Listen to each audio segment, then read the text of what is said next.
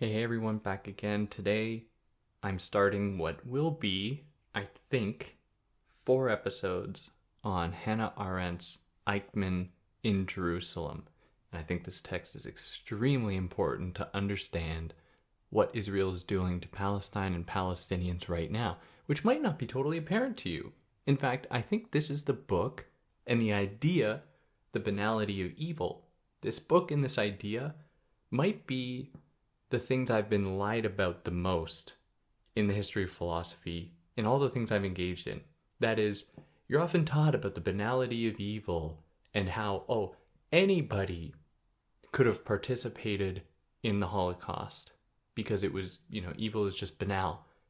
But that doesn't even begin to scratch the surface of what Hannah Arendt is actually doing in this book-length exposition into her coverage of Eichmann's trial in Jerusalem, because the point for her was less about pointing to Eichmann's thoughtlessness and his banality, and it was a lot more to do with calling out the way that the Israeli regime, the Israeli government, staged this trial in Jerusalem to justify Israel's existence on Palestinian land and to erase histories of Jewish cooperation with the Nazis to send 6 million other Jews to the death camps to die, and also to erase, of course, the many other people who fell victim to Nazi violence, including Roma people and the disabled in Germany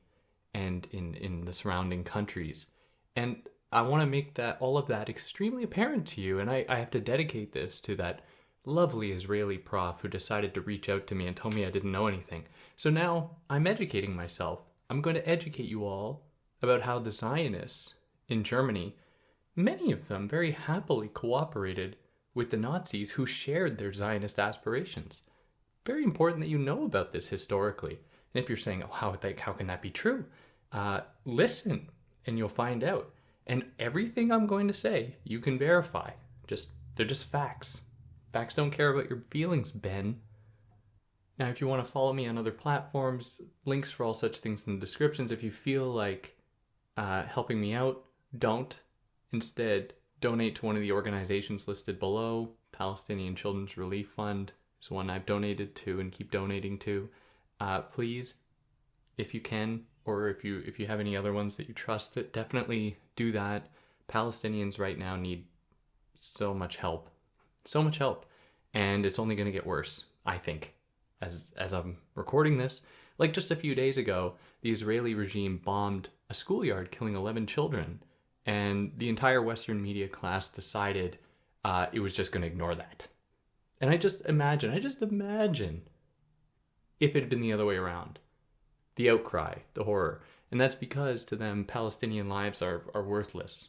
They're like ants to the entire Western media intelligentsia class. So if you can help, please do so. Now this text, or specifically Hannah Arendt's coverage of the Eichmann trial, got her in a lot of hot water, and it happened to dovetail as well and connect to her broader anti-Zionist aspirations and beliefs. She very famously, like in one letter to her husband when she was in Jerusalem, described the deplorable conditions that Arabs were living in Jerusalem after 1948, when Israel had displaced more than almost 1 million people, murdered hundreds and hundreds, thousands more, just in the name of their precious state.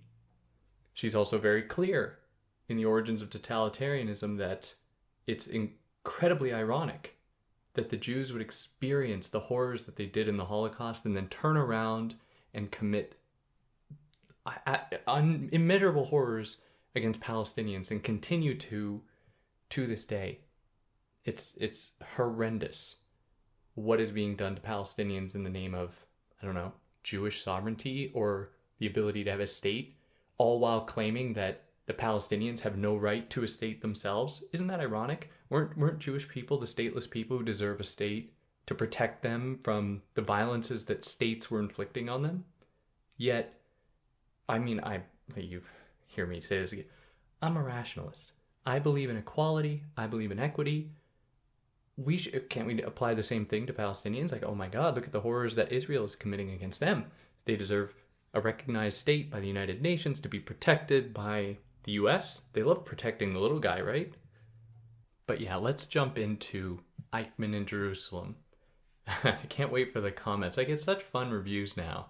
It's interesting. As soon as I start to poke at the Zionist lies and the Israeli regime, suddenly all of the nice little Zionists come out of the woodwork and start screaming at me. Very funny how that happens. But yeah, let's jump into this. After 5.5 minutes. Hannah Arendt's Eichmann in Jerusalem, a report on the banality of evil, Chapter 1, The House of Justice. Now, this is her recounting a court trial, so she spent a lot of time describing the actual scene, where she describes the courtroom, black robes, tons of documents, a court trial. Poor translations of the Hebrew proceedings into German, which was Eichmann's language. Ironically, the translation to German, it was laughable, according to Arendt. I wasn't there, given that the judges and defendants were German. Like, all the judges were German, all the defendants were German, or Eichmann was German, and Eichmann's lawyer, Dr. Servatius, hope I'm pronouncing that right, was German as well.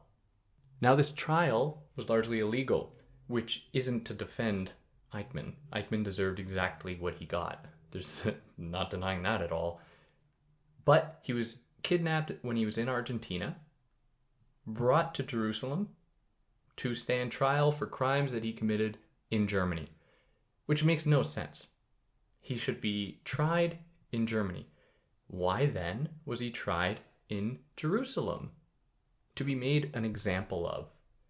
The Israeli regime and the Israeli prosecution in Jerusalem wanted to put the entire weight of Nazi Germany and all of the anti-Semitism that inspired it onto Eichmann's shoulders, and to have him be the embodiment of the entire Nazi party and the entirety of the Holocaust. And it was a show trial. It was the outcome was predicted way before the trial actually took place. It was a way by which the trial took place in the early 60s and 61, when it took place at a time when Israel was really trying to justify to the world its existence. And to be like, look at all the horrors that were inflicted against the Jews, and as it did happen, and this man is to blame. And therefore, we must have a state so that this never happens again. But in these proceedings, Hannah Arendt says, we never learn about why he did it, or how. We don't really get into those details. In fact, they conveniently leave those details out.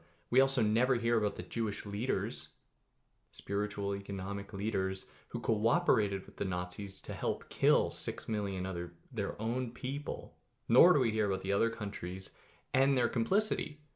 I can't even say, by law, it is illegal to identify the Polish government's role here, which obviously they didn't do, right? Because it's illegal to say. But, it's the law now. But the point is, or one of the many things, and I think one of the really important insights that Hannah Arendt gives us from the origins of totalitarianism to this text, was to identify just how widespread anti-Semitism was throughout Europe, and how it wasn't just a Nazi Germany thing. In Romania, Hungary, there was so much anti-Semitism. France, so much anti-Semitism all throughout Europe. And when the Israeli regime and the prosecution in this case ignores those details, what they're doing is reducing anti-Semitism to this very specific point, and to Nazi Germany, and very specifically to Eichmann, because then they can just, recount all of the horrors and have a figure to blame it on, instead of identifying how broad anti-Semitism actually was, how banal it was, to the point that even Jewish leaders would participate with the Nazis. And if this is ruffling some feathers, just wait, you're going to learn all about it. That, these things go unnoticed when the entirety of anti-Semitism is put on Eichmann's shoulders, which again, he's culpable, and for absolutely everything that he did. but they also don't tell you that he occupied a relatively low position in the Nazi party. He only attained the rank of like lieutenant colonel. And so he was just made an example of as a way to almost even, as a kind of tacit Holocaust denial in some kind of twisted ways, where his role was relatively small compared to others. And we're going to see as well how many other higher ranking officials, not the ones who were tried at Nuremberg, who were all hanged, or hung? All hanged. Language. Of course, they got what was coming to them. But there were so many other people who received very lenient sentences because they couldn't be blamed to the extent that Eichmann was, just because of coincidence in a lot of cases where so much of this could come to bear on him as a way to ignore how broad anti-Semitism was all throughout Europe, which, must be addressed. Or like good old Netanyahu saying that, Hitler didn't actually want to kill the Jews until some Palestinian told him about it. Like, what kind of Holocaust denial is that? Like, what? Or, that's the wrong term. Like, taking away culpability. Holocaust denial. Taking away culpability from Hitler, from the Nazis. Like, it's unbelievable when it says something like that, and just how horrible what happened was. Now, the difference, or one of the differences between the Nuremberg trials and between Eichmann's trials, is that the Nuremberg trials were framed as crimes against humanity that the highest ranking Nazis had perpetuated. And this was not satisfactory to the Israeli regime, because then they couldn't single out the force of anti-Semitism in motivating Nazi Germany. And indeed, that was the largest motivational factor. But it ignores how disabled people were also systematically eradicated, and how Roma people, how other people of color were systematically eradicated as well. Now, all of that could be ignored when they just chose Eichmann as their figure to place all of the blame on, and then make him entirely culpable for this, and to make him purely responsible for everything that happened to the Jews, while erasing all of these other victims to this as well. And of course, I know that anti-Semitism was the driving force here. Everybody knows that. But that wasn't the only goal of Nazi Germany. Or eradicating Jewish people was not the only goal. It was the biggest goal of many other ones. So the court in Jerusalem was actually organized. It was kind of scheduled where certain people could be there at certain times. When the courtroom was open to Israelis, not just to international reporters, Hannah Arendt writes that the trial was supposed to show then what it meant to live among non-Jews, to convince them that only in Israel could a Jew be safe and live an honorable life. And it turned into a trauma porn, this traumatizing retelling of all the Holocaust horrors. And she describes just how unnecessary this was, because none of this was relevant to Eichmann. There were these periods in Eichmann's trial when they're just talking about the horrors of the Holocaust that had nothing to do with his specific actions, which again, he's culpable for. These horrors are nevertheless relevant in some measure, in understanding the Holocaust, and they should be taught in every single school. But they weren't relevant, they weren't material to his trial. Yet, they took great strides to just recount and tell every single detail about the Holocaust, as a reminder to everybody in the courtroom what exactly had happened. It seems as though the point was to remind them, all the Israelis in the room, many of whom were too young to have even lived through the Holocaust, because at this point it had been about almost 20 years, 17, 18 years, how necessary Israel is, and how important Israel is for Jews to feel safe, which is there might even be room to acknowledge that, given the histories of Jewish persecution. But does it have to come at the expense of all Palestinian lives? Does it have to go through a media spectacle such as this, and to even use this kind of sham trial in the way that it was conducted against Eichmann? like in all of the unnecessary details that were thrown in. Now, of course, this was also used as an opportunity by then Prime Minister, the first Prime Minister of Israel, David Ben-Gurion, who also took this opportunity to locate anti-Semitism among the Arab states and the Palestinians, which the trial proved to be groundless. I mean, obviously that's, and this is something that's constantly repeated, like Netanyahu's claim that it was the Palestinians that convinced Hitler to run the Holocaust, which is absolutely groundless.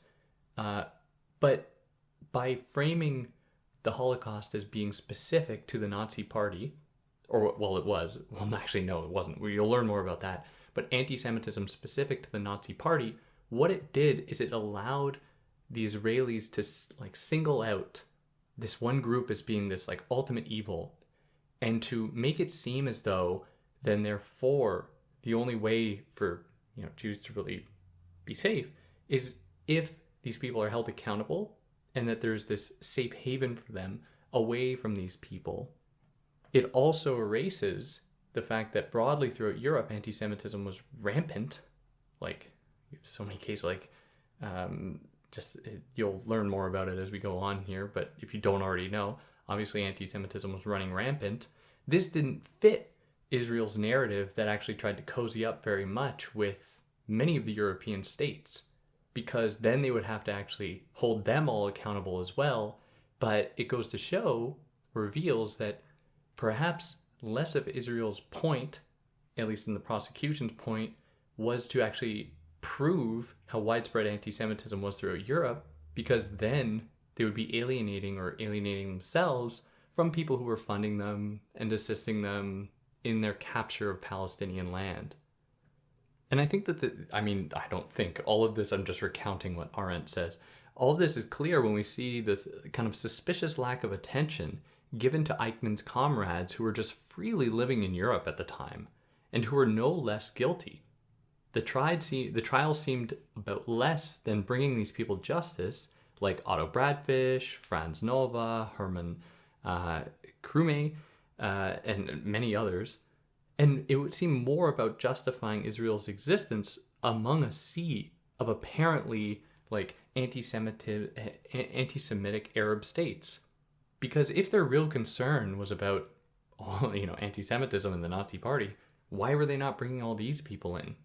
They couldn't be, anti-Semitism couldn't be attributed to them as neatly as Eichmann, but in any case, it's, I think, totally relevant. But much of this would actually come to backfire, because Eichmann's affiliations with the early Zionists would become plain to see and made very apparent in this trial, where he, among other high-ranking Nazi officials, organized with Zionists, gave them special privileges if they helped them attain their Zionist program in Palestine. And this thing about Arab states being anti-Semitic, like, this is often repeated, but the Holocaust didn't happen in Saudi Arabia or in Iran. It happened in Germany, Hungary. Well, at least there are so many Auschwitz was in Poland. Like, Romania? Oh my God. Like, the horrors were inflicted against Jewish people in Romania, France, Italy. Although Italy, there's not so much. But in any case, it was in Europe. It was a Western European thing. It wasn't an Arabic thing, as much as Israel would like the world to believe that now. But you might be thinking, David, you're seriously downplaying, Eichmann's culpability here. And we're going to get into that. We're going to really get into that, because I definitely don't want you to think I think that. I think that he's very culpable and should be held accountable. Absolutely. But he was not the only one on trial. Definitely anti-Semitism was on trial. And ironically, in the way that the prosecution framed... I'm going to keep doing that, prosecution. In the way that the prosecution framed Eichmann's roles, it was like he was just a hapless victim to German anti-Semitism. And he was just this executioner. He just executed, made sure it happened the way that this nebulous creature called anti-Semitism, nevertheless material and real creature, but one that was, like, within this trial very suspiciously confined to the Nazi Party. Anti-Semitism, was then put on trial, but a very specific brand of it, where anti-Semitism's trial was not without its own defense. But who defended it? Who was kind of defending anti-Semitism? We find it from the prosecution, from the Attorney General himself, who cites Ezekiel to say that when the Lord passed by thee and saw thee polluted in thine own blood, he said unto thee, in thy blood live. And Arendt reads this as an optimistic view of anti-Semitism's horrors in permitting the state of Israel to be formed and to rise from the desecrated corpses of 6 million Jews, which at the time she was writing 5 million because I guess the number wasn't quite as accurate. And this was a common thing where there was kind of this weird value found in the Holocaust. Hence, I loosely use the term Holocaust denial, and we should talk about the conspiracy theories, like Holocaust denial conspiracy theories, because they are obviously really horrendous. I've been meaning to watch it. It's called Dr. Death? I think it's an Errol Morris film about the Holocaust denier guy who would designed like the electric chair. I think that's who it was. I'm interested in that. Obviously, I study conspiracy theories and know very much about Holocaust deniers and like how they contribute to the broader discourse of anti-Semitism. But in any case, when Arendt is pointing to this passage, which I think is really like, what a haunting thing to say at a court trial where you are prosecuting the person who is apparently solely, like, of all the people alive at that moment, solely responsible for the Holocaust. You say, oh, in thy blood live, as though there was like anything to be gained from the Holocaust, as though it was worth it, or there was something good to come out of it, and that good thing being the state of Israel. Like, what? Like, that blows my mind, and it blew Arendt's mind. She's like, my friends and my family were murdered, and you're saying that it was a good thing, or there was something to be gained from it? Like, what a disgusting thing to say. And that puts us here into chapter 2, the accused. Now, Eichmann pleaded not guilty in the sense of indictment, as though to say that because he never directly murdered anyone, because he didn't like stab anyone to death or run the gas chambers, he was mostly responsible for deporting Jews and moving them around. That was primarily his job. With some exceptions, he also worked with Jewish leaders to help him do this. Don't forget that. Eichmann pleaded not guilty in the sense of indictment, as though to say that because he never directly murdered anyone, he was not culpable. Now, Arendt notes that no one confirmed that this was indeed his stance. Like, no one was like, well, what do you mean by that? Not guilty in the sense of indictment. She's just speculating this. And if this was indeed his stance. And they just assumed that he saw himself as guilty before God and not the state. So Arendt's reading is that like he viewed himself as not culpable because he didn't actually do killing.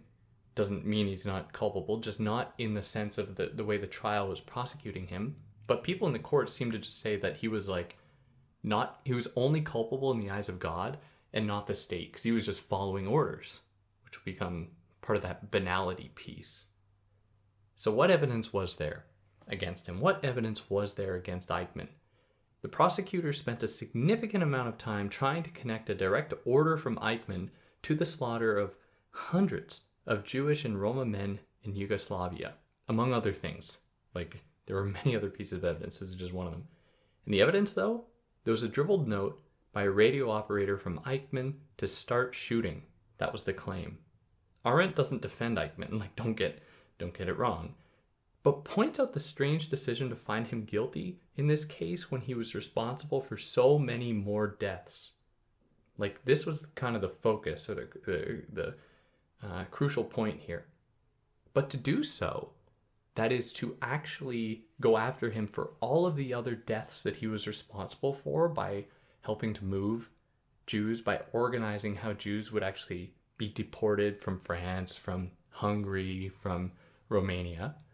By doing all that, he resulted in the deaths of hundreds of thousands by his command alone, perhaps even into the millions of Jews. But to do so would mean confronting how ubiquitous anti-Semitism actually was, and how He was a symptom and not a cause. He just was like a mouthpiece and an executor. He executed anti-Semitism and wasn't like the creator, this evil, ultimate evil being that the Israeli regime wanted desperately to frame him as, to justify just like the absolute horror that was him and him alone, to justify this entire trial that could then be used to justify to the international community the need for Israel as a safe haven for Jews. And he was even reported saying he would have killed his own father if he was ordered to. So, and this is why Hannah Arendt got so much, or one of the reasons Hannah Arendt got so much in trouble for this. She was like, he wasn't that anti-Semitic. And there's going to be lots of evidence, I'll tell you why. He was just following orders. And so you hear that, and this is how we're often taught about this thing, the banality of evil, that, oh, any one of us could do it. But her point is not to just be like, oh, anyone can, commit atrocities. Her point is very specific. I mean, that is part of her point. But really, the overall intent of her phrase is to identify that Eichmann was not this ultimate evil, anti-Semitic, Jew-hating Nazi. Like, his actions murdered, perhaps in him alone, upwards of 1 million Jews. Like, there's no denying that. But that was not his intent. In fact, he was horrified when he learned that his actions were like leading to the deaths of so many Jews. But that didn't fit with the Israeli regime. They needed him to be a maniacal, Jew-hating, anti-Semitic murderer, and not just a normal person.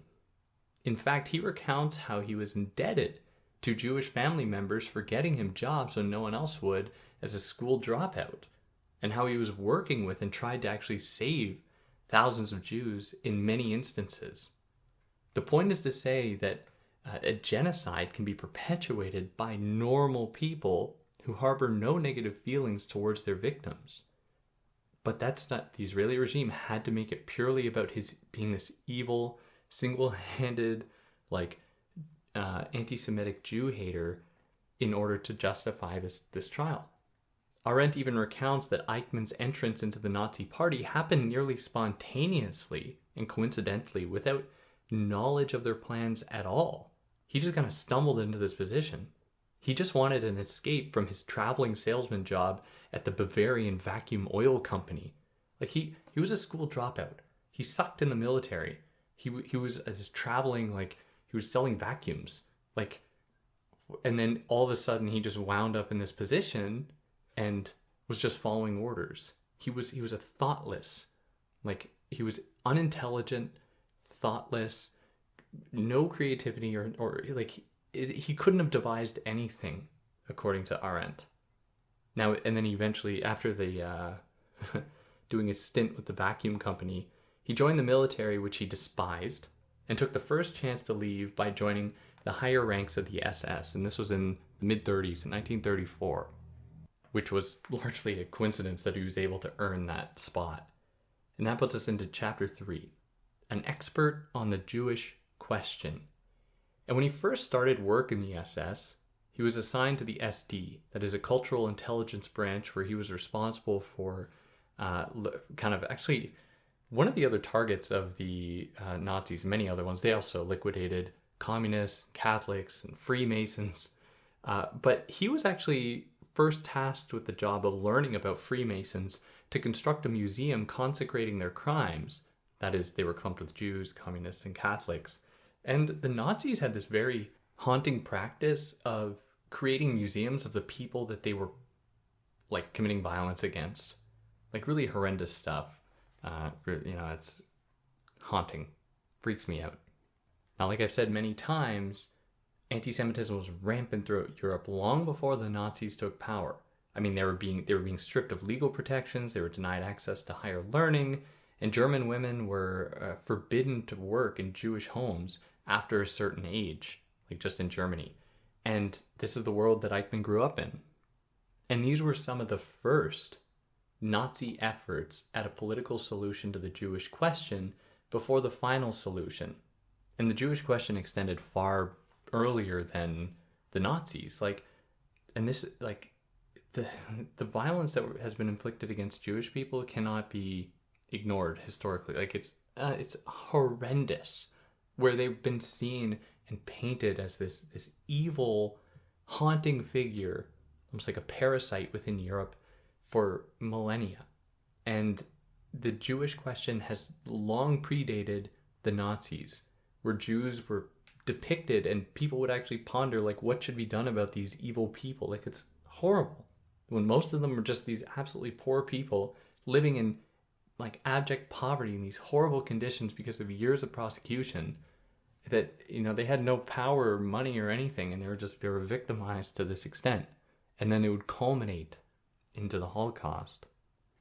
Now, it was when around this time in the mid-30s when Eichmann entered the ranks of the SS, that he encountered Theodor Herzl's justification for Zionism. Theodor Herzl being kind of the father of Zionism. The guy was like, the Jews need a place to be safe in Madagascar or Argentina or in their Holy Land. And there are also ideas about even Canada or other parts of the world that had wide swaths of land that weren't occupied, apparently. I mean, they didn't give a shit about that. They would have been willing to go anywhere and just kill anyone who was on their land. But, you know, he didn't care about that. Didn't care. They were... Go check out my episodes on the question of Palestine if you're interested. But they were really... It did not matter who was in their way. And Eichmann liked Zionism. He thought it was a great solution to the Jewish question because he didn't want to kill anyone. That was not even on the radar, even among the higher members of the SS. Like, there may have been a few people who were in the mid-30s. This wasn't on, I don't think it was on anyone's radar. The final solution, which I'm going to break it down for you as we go on here. The final solution would only come into play much later, even though, like, Jews were being killed indiscriminately much earlier than this all throughout Europe. Like, of course, it was horrendous. But Eichmann wanted the Jewish question to be solved in a peaceful way. He wanted the Jewish question to be solved by giving Jews what they wanted, that is, Zionist Jews, what they wanted, in their claiming some land somewhere. Like, in this case, it happened to be Palestine. And Eichmann even collaborated with the Hungarian Zionist Rudolf Kastner to siphon some Jews destined for Auschwitz to Palestine. And Eichmann applauded Kastner for sacrificing his own people for the Zionist dream, for the Zionist idea. And there's a passage I want to read from much later in the book, right towards the end, when he says that in the case of Kastner, it also became clear that the Zionist functionaries in Hungary had received greater privileges than the usual temporary immunity to arrest and deportation granted to the members of the Jewish Council. The Jewish Council was a group of high-ranking Jews that helped the Nazis actually organize Jewish people to tell the Nazis where the Jews were, what places they occupied, and to help deport them to the death camps. And she continues here. The Zionists were free to come and go practically as they pleased. They were exempt from wearing the yellow star. They received permits to visit concentration camps in Hungary, and somewhat later, Dr. Kastner, the original founder of the Relief and Rescue Committee, could even travel about Nazi Germany without any identification papers showing that he was a Jew, which is horrendous. And there were many others, and we're going to get more into the Jewish Council of Elders as we go on. But these were groups of people that, like, one of Arendt's, the things that haunt Arendt throughout this book is, like, why was it so easy for the Nazis to just round up Jews like this and send them to death camps? And I mean, the immediate answer is like, well, they had no choice. I mean, these are people who experienced millennia of prosecution, violence, disenfranchisement. It's not like they had resources to fight against the Nazis. Like, they had machine guns. Like, you can't do anything. But think about the time, though. Like, it would have been difficult for the Nazis to know where Jews were all throughout Europe. Poland, Hungary, Romania, Czechoslovakia, Czech Republic, Austria, Poland, France, Germany. And it was because, Hannah Arendt notes, that Jewish elders, many of whom were Zionists, cooperated and helped the Nazis actually tell them, this is where the Jews are, this is how we can clump them together, and this is how we can easily deport them. Now, Eichmann was so committed to the Zionist project that he actually found ways to expedite visa processes for Jews in Germany. And he appealed to foreign Jewish organizations to support Austrian and German Jews who had just lost their homes and money. Like, that's a strange thing for the absolute evil, Jew-hating, anti-Semitic Eichmann to do, unless he wasn't like this ultimate evil in the way that the trial was framing him. And I have to keep saying it because I know that there are people out there who are not going to listen to this in good faith. He deserved everything that he got, and he was absolutely culpable, but not in the exact way that the Jerusalem court made it out to seem. Like, he was participating with Jewish Zionists to achieve their goals, because it was an I scratch my back, or you scratch my back, I scratch yours type thing, where they were helping each other to attain their ends, their hopes. And of course, this isn't to erase his anti-Semitism. Like, absolutely not. At best, he was like indifferent, but that he wasn't. He saw them as being like absolutely a problem that had to be solved, but not through violence. That was not something that he advocated.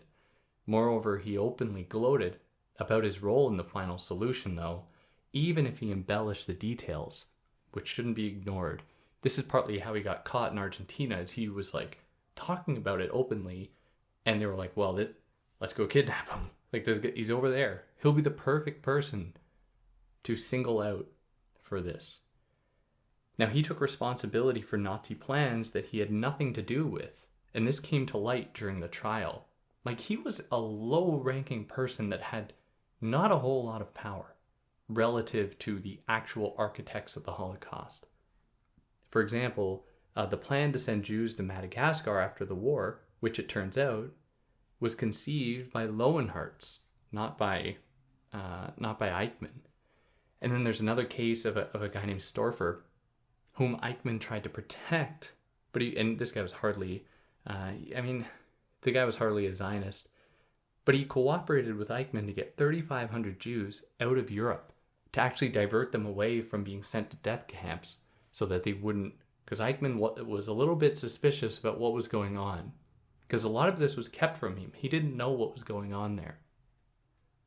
And the thoughtlessness element is really important to Arendt, where she's like, Eichmann couldn't string a coherent sentence together, let alone be the sole architect of the Holocaust. She just emphasizes over and over and over again his weaknesses in his own language, relying on cliches and poorly recalled sentences. His inability to speak mirrored his inability to think. He was just a normal person, like an unthinking normal person for Arendt. He could only parrot his culture and then his role with the Nazis, dramatizing it on full display for 10 years afterwards. So he wasn't, for Arendt, a monster. He was a clown. He was just someone, in her words, a clown. Which is my thing. I love calling people clowns. He was just a clown. He was somebody who parroted culture, made a mockery of it, didn't actually know how to create anything or to think through a problem. He just acted according to whatever's being handed down to him, which the Israeli court was not interested in. And this is why Hannah Arendt got into so much trouble with the Jewish community, especially the Zionist Jewish community, because she was trying to show that Eichmann was not this ultimate evil. He was just a regular person. And that's it's also in our interest in more broadly confronting anti-Semitism and recognizing, how banal it is, but that also he wasn't guided purely by anti-Semitic hatred. He was just following these orders, which is obviously horrifying. But that flies in the face then of the Israeli court's efforts to try and make this purely a case of anti-Semitic Jewish hatred. Like, that was not the case for Arendt. And yeah, we'll close that off here, and we'll pick up next time with chapter 4. I didn't mention what chapters, whatever. This was chapters 1 to 3. Next, we're going to pick up with chapter 4, and we'll go from chapter 4 to chapter 7, and then that'll wrap up episode 2. But yeah, if there's anything I got wrong, I'd love to hear about it. Anything I excluded, I'd love to hear about it. Obviously, this is a very contentious topic, but I think it's super important because this is a text I've been lied to about for all my education. I'd never actually read it before now. We have to thank our lovely Israeli prof who decided to reach out to me to make this my mission to really hyper focus on this topic now. So yeah, thanks, Israeli prof. I know you're listening. Just pat yourself on the back. I hope I can help teach people about the history of Zionism and their attachment actually to the Nazi Party in the Nazi Party's early days. Very interesting history. Very interesting. But yeah, on that note, take care.